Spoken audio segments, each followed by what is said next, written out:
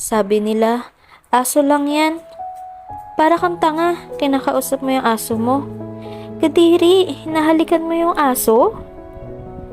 Ilan sa mga salitang naririnig ko sa ibang tao na hindi alam ang pakiramdam ng may mapagmahal na aso.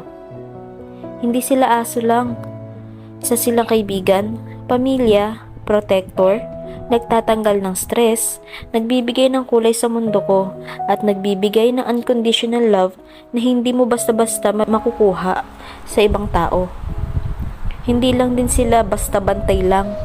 Madalas sila din ang pagsasabihan ko ng problema without judging me, at siguradong safe sa kanya lahat ng secrets ko.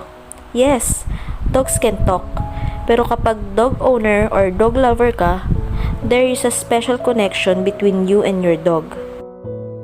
Naintindihan ka niya at naintindihan mo din siya. 'Di ba, Magic?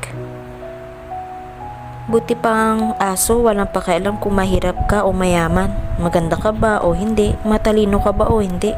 Basta mahalin mo lang siya, siguradong mamahalin ka rin niya na higit pa sa pagmamahal na ibibigay mo.